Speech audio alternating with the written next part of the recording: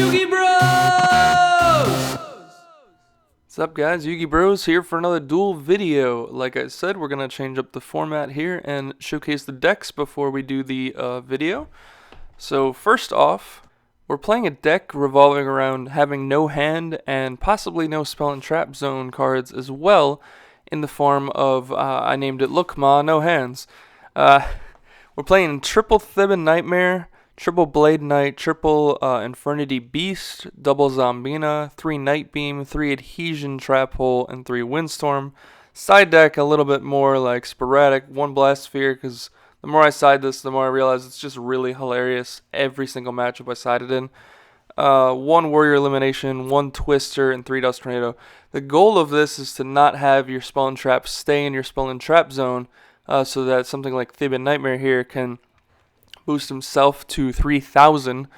But also having no hand allows for Blade Knight to be at 2,000 and Infernity Beast to swing, and your opponent can't activate spell and traps when it swings. Adhesion Trap Hole is a nice touch because it doesn't stay on the field very long.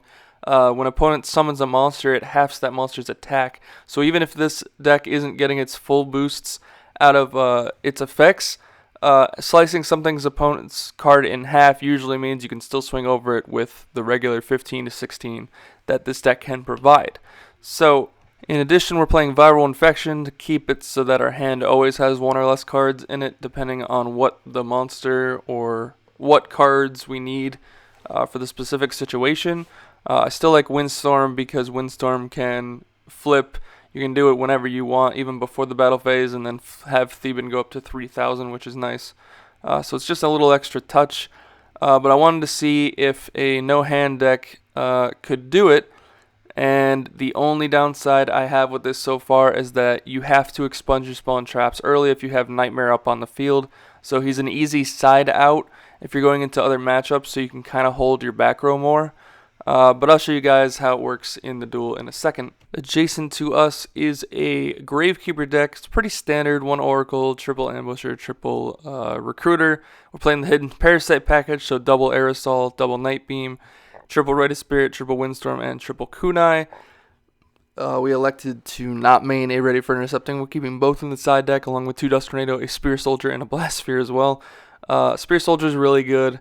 Just doing piercing damage, and especially if you pump it up with Kunai, it can go in there for games that otherwise you didn't think you could win so easily. So I like that card a lot in this deck. But let's get into the video. As always guys, remember to comment, like, and subscribe. Click that notification bell to get all of our latest updates. And let's begin. So the opponent opens pretty standard hand. We open a lot of monsters, a little bit more than we wanted. So we're going to set Adhesion Trap Hole, which is a nice touch, so that even if we summon anything here that's less than 2,000, which is kind of the gimmick of the deck, it's still going to be enough. We could Viral turn 1, but we figure let's wait it out. Let's just summon Infernity Beast and pass. So Beast will only get its effect if you have no cards in hand, but that's fine. They're going to summon Ambusher, and we're going to Adhesion right here. The only downside to Adhesion is they won't attack. Obviously, if you had something else that lowers attack points, when they attack, it's a little bit stronger. But unfortunately here, that's not the case. We're going to Viral Infection so that we can summon our Thibin at 3,000, which is kind of ridiculous. We're going to swing with Beast, and I don't think they realized that they can't activate Spell and Traps because now they Windstorm. But beforehand, they didn't. So Beast putting in work there. They're going to summon Ambusher. Unfortunately, everything's Windstormed, and Thibin only gains attack, so they're going to swing over Thibin like it's nothing. We draw a Windstorm, we set it. We're going to put Beast in attack mode and pass. So they're going to summon a second Ambusher here, I believe. Yeah, the third one's in the graveyard. Set the Kunai and go into battle phase to swing. We have the Windstorm for it. Unfortunately, they have the Rite of Spirit, so they can still play around us here this turn and swing in over the Beast for 100 damage. So things are not looking good. We do draw Zombina, however, which is kind of cool here because we can swing over, we can get rid of a Gravekeeper, and now if they try to swing into ours, we can bring back Thibin Nightmare at 3,000 or Blade Knight at 2,000, depending on what we need for the situation. They're going to have Recruiter swing and add Oracle. That's really smart on their part because I think they know how this is going to go, so they grab the Oracle as a way to out this thing. if it does stay at 3,000. We draw Windstorm. What's annoying here is that you have to kind of like set the Windstorm if you want the defense. And then he puts them down to 1,500. Yeah, we can flip it first, but go figure the Night Beam. But here we are back to this. So it's at 3,000, but they Oracle, and they drop it by 2,000. So they're going to swing over here for 700 and then swing directly for 2,000. The deck's problem, in my opinion, is just that you're kind of playing this gimmick that you have to... Otherwise, you would normally hold your resources, but you kind of dumping your resources between Viral and your back row. So that your monsters can thrive, but the problem there is obviously just the simple fact that you waste resources that you'd otherwise like to hold on to as long as possible, and you end up paying the price for it. Now here they sided Blast Sphere, go figure. We had Beast swing because they couldn't activate Spell and Trap. Well, they could, because we had back row, but it was Blast Sphere, so it didn't matter to them. So we'll take the 16. We're going to set a Dust Tornado and another our Blast Sphere, I should say. But go figure, they haven't drawn a monster this game outside of Blast Sphere. So we're going to pass. We're going to summon Blade Knight. We're going to flip Viral, pitch 1. Since Blade keeps to the effect regardless if you have 1 or less, not just 0.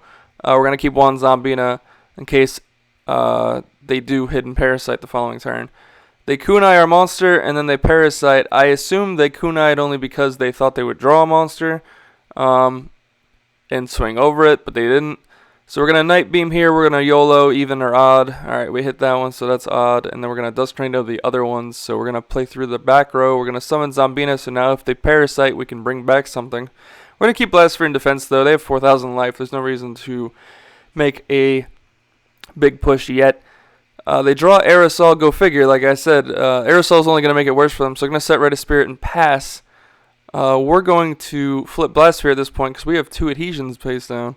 Because we can play around stuff. We're going to swing in for 14, and we're going to swing in for another 14, and that is game. Unfortunately, though, it was more game because the opponent just bricked and didn't draw any single Gravekeeper, which is kind of surprising to me.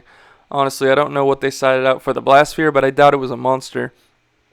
So game 3 here, we're going to go first. We're going to set Blast Sphere. It's a really strong turn 1.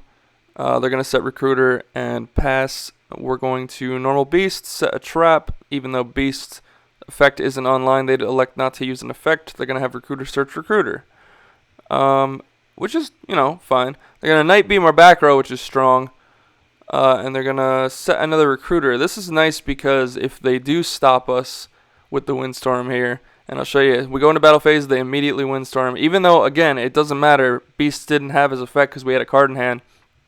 The Windstorm anyway. They're going to Eradicator here, which is huge. And then they're going to summon Oracle and use Oracle's effect to destroy all sets monsters on the field, which is also huge. You might as well, when that's the only thing stringing, go figure it's Blast Sphere. So they're going to swing in for 1,000 here because of Hidden Parasites halving damage. And here we are now with a Night Beam. We're going to pitch for Viral because we want Theban to come out at 3,000. Unfortunately, though, he's not going to until we get rid of this card in our Spell and Trap zone. So we have to waste it. So we go anything on attack deck, they say no, which allows us to then freely know they're not going to Sphere Karibo if they did have that. We're going to Windstorm it, and then Theban will eventually kill it. Battle will go through as normal, and it's 3,000. They're going to draw here, and go figure, they're going to just activate the second Parasite. They're going to pop it, and now it's just like nothing ever happened. And that's another downside to the deck. So they're going to swing in for 850 because it's half the damage. We're going to set Adhesion, but Adhesion is not going to be enough to stop this from being game.